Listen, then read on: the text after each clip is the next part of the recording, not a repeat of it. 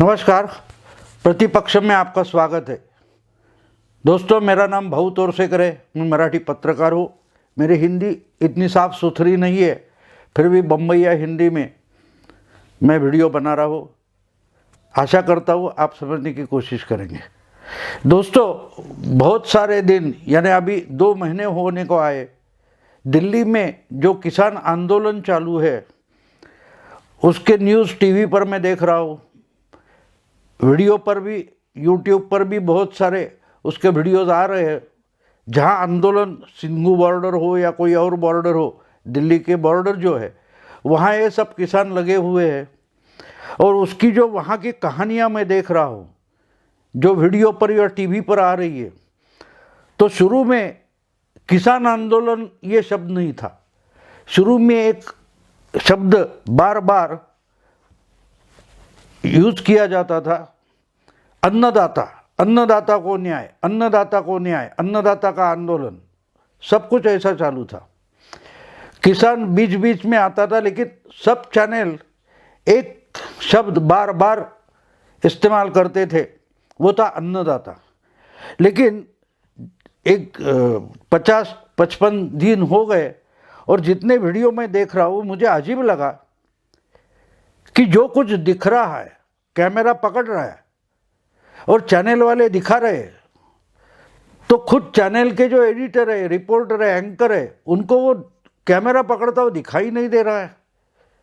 आंदोलन हमने भी बहुत सारे देखे। 50 साल की पत्रकारिता करते हुए हमने मुंबई में बहुत सारे आंदोलन, महाराष्ट्र में देखे, देश भर के आंदोलन के फोटो देखे।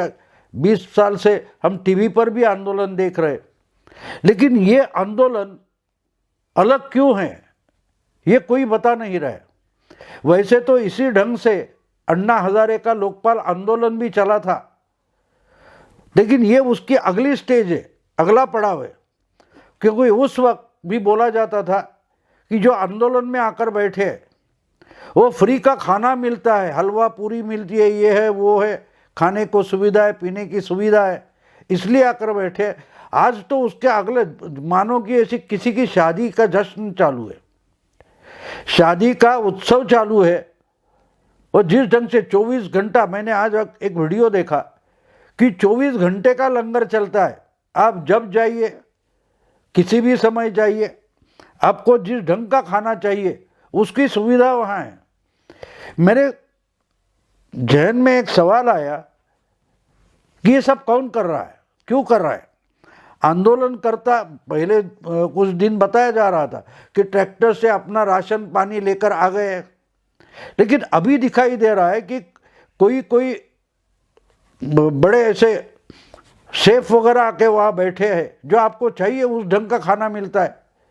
लस्सी चाहिए, लस्सी मिलेगी, हलवा मिलेगा, चाय मिलेगी, दूध मिलेगा। ये सब देखा मैंने, तो मैंने सोचा कि ये शादी का मंडप है, शादी का टेंट लगा है, वहाँ कोई भी आके कुछ भी खा सकता है। आपको जिस समय खाना है लाइन लगा कर खड़ा हो जाए, आपको खाना मिल जाएगा।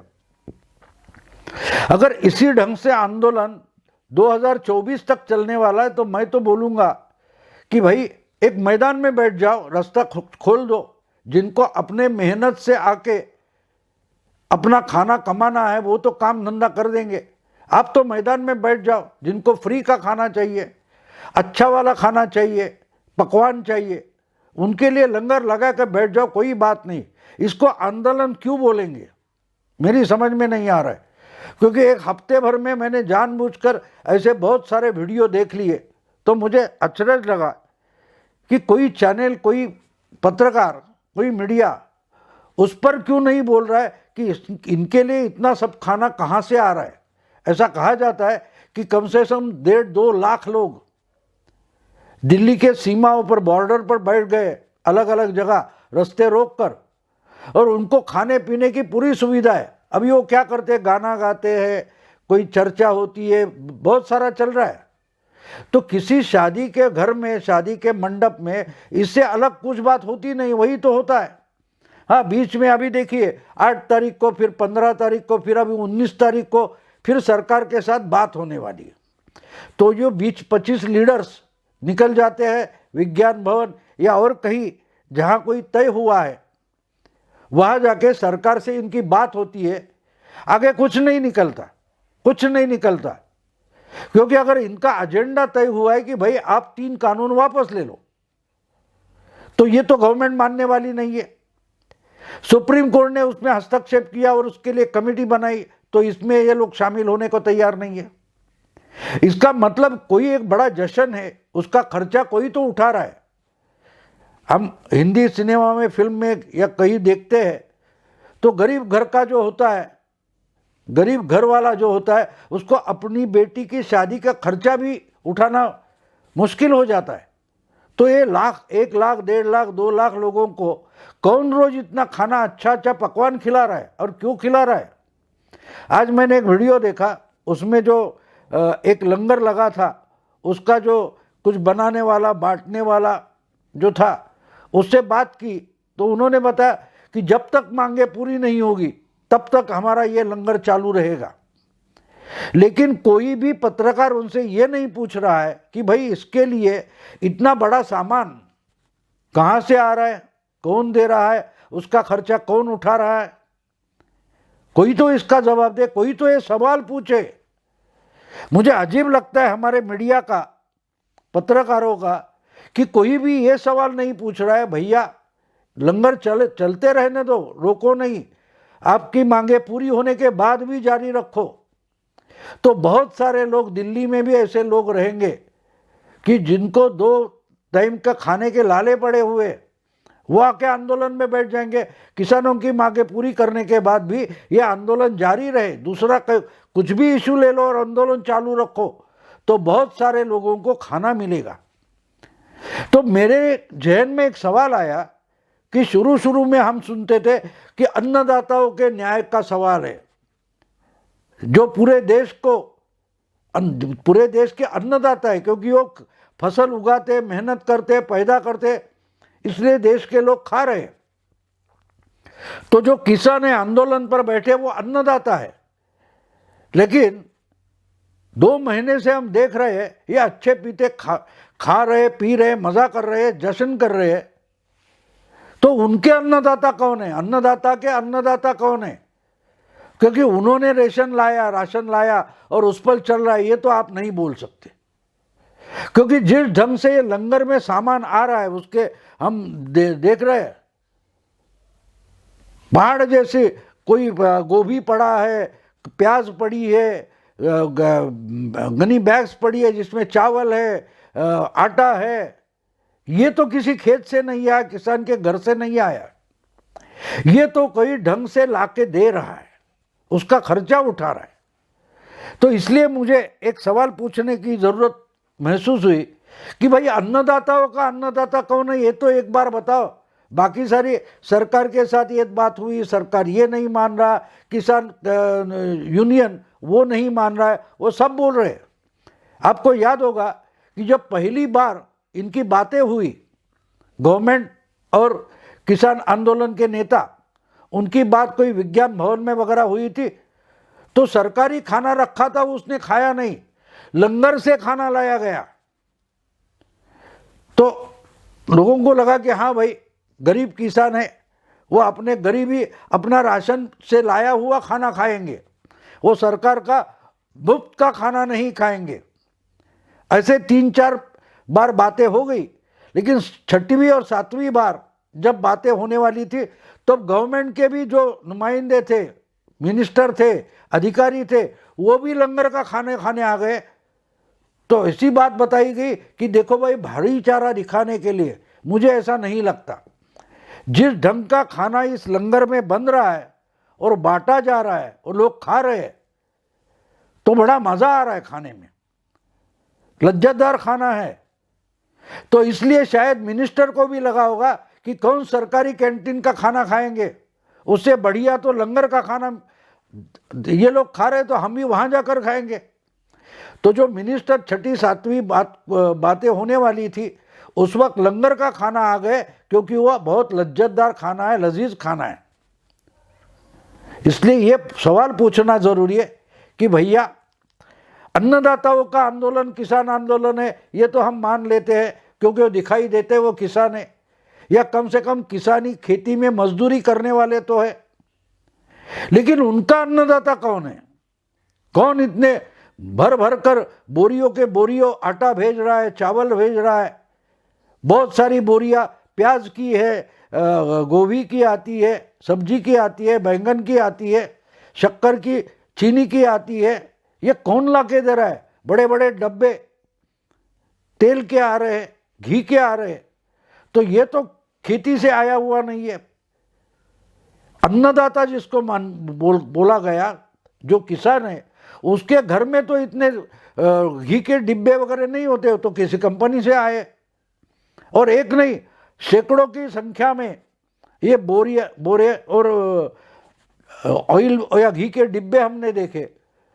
तो इस सवाल का जवाब कम से कम कोई भी दे कि भाई अन्नदाता का अन्नदाता कौन है? कौन ये आंदोलन का जश्न बना रहा है? आपको चाहिए तो हलवा पूरी मिलेगी, छोले भटूरे मिलेंगे, जो बोलिए वो चीज हाजिर है। रात को या दिन को, सुबह हो दिन हो, चाय तो मिलती है, लस्सी मिलेगी। ये सब दिखाया जा रहा है, इसलिए मैं बोल रहा हूं क्योंकि मैं तो मुंबई में बैठा हूं। लेकिन दिल्ली में बॉर्डर पर जाके जो ये न्यूज़ खबरें इकट्ठा करते हैं, रिकॉर्डिंग करते हैं, वो तो कम से कम एक सवाल पूछे कि भाई आप अन्नदाता हो, हम आपको नमस्कार करते हैं, आपको शरण आते हैं, लेकिन एक तो सवाल का जवाब दीजिए कि भाई ये जो आप अन्नदाता हो, तो आपके अन्नदाता कौन है? आपको कौन इतना खिला पिला रहा है और क्यों खिला पिला रहा है? उसको आंदोलन से क्या फायदा होने वाला है? शायद ये ट्रांसपोर्टर रहेंगे, शायद बिचौले रहेंगे एपीएमसी के, या तो कोई बड़े व्यापारी है कि जिनको एमएसपी में इंटरेस्ट है, जो इतना खर्चा उठा रहे हैं। क्योंकि इस ढंग से किसानों का आंदोलन नहीं होता। महाराष्ट्र में तो किसान आंदोलन की शुरुआत 77-78 में महाराष्ट्र से शुरू हुई, जब पहली किसान यूनियन शरद जोशी ने बनाई थी। तो वहां तो आंदोलन में खाने पीने की इतना अच्छी व्यवस्था होती नहीं थी। ये कहां से ये शुरू हो गया है? ये अजीब आंदोलन है। 3 साल पहले महाराष्ट्र में भी नासिक से लॉन्ग मार्च आया था किसानों का। वो तो बेचारे अपना अपना राशन पानी लेके आए थे, और बीच बीच में चलते चलते कहीं शाम हो गई तो रुकने के बाद अपना अपना राशन लेके अपना खाना पकाते थे, खाते थे। कोई लंगर नहीं लगता था।